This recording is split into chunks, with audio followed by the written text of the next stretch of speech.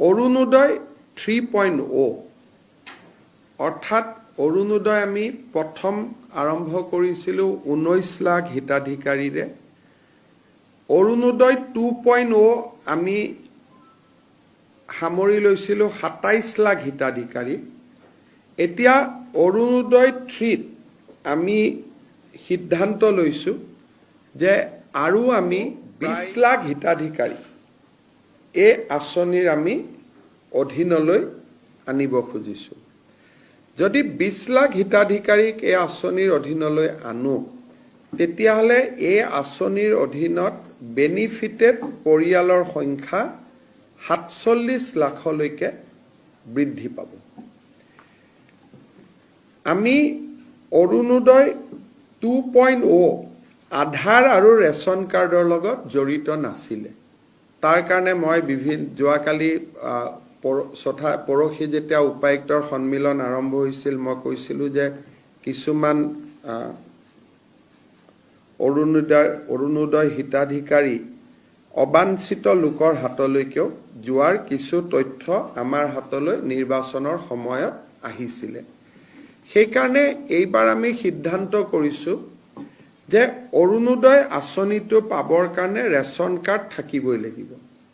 আৰু যদি ration card কাৰোবাৰ থাকে, তেতিয়াহ'লে তাৰ আধাৰো থাকিব লাগিব। অৰ্থাৎ Arunodoi will be link with Aadhaar and ration card. সেইকাৰণে বৰ্তমানলৈকে পাই থকা অৰুণোদয় হিতাধিকাৰী আৰু নতুনকৈ 20 লাখ যি হিতাধিকাৰী হ'ব, তাৰ কাৰণে এটা নতুন নিৰ্বাচনী প্ৰক্ৰিয়া এটা আৰম্ভ হ'ব। অৱশ্যে যেতিয়ালৈকে নতুন বেনিফিচিয়াৰী নিৰ্বাচন নহয়, তেতিয়ালৈকে পুৰণাসকলে অৰুণোদয় পাই থাকিব।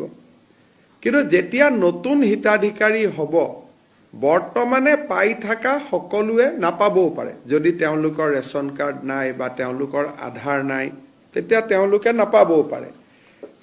অহা ছেপ্টেম্বৰ মাহৰ পৰা আমি অৰুণোদয় হিতাধিকাৰী 0.3 কাৰণে অৰুণোদয় 0.3 এই হিতাধিকাৰী নিৰ্বাচনৰ প্ৰক্ৰিয়াটো আমি আৰম্ভ কৰিম।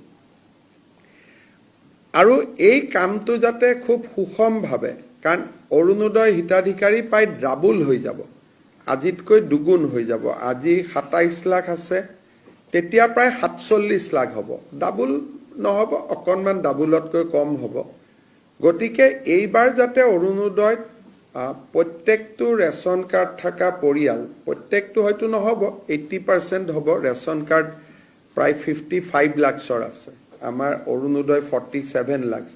কিন্তু যিহেতু অৰুণোদয়ত ক্ৰাইটেৰিয়া আছে, 4খন গাড়ী থাকিলে নাপায়, মন্ত্ৰী MLA পৰিয়ালে নাপায়, পঞ্চায়তৰ পৰিয়ালে নাপায়, সেইকাৰণে আমি ভাবিছোঁ যে 47 lakh will be a sufficient number যোগ্যজনক দিবৰ কাৰণে।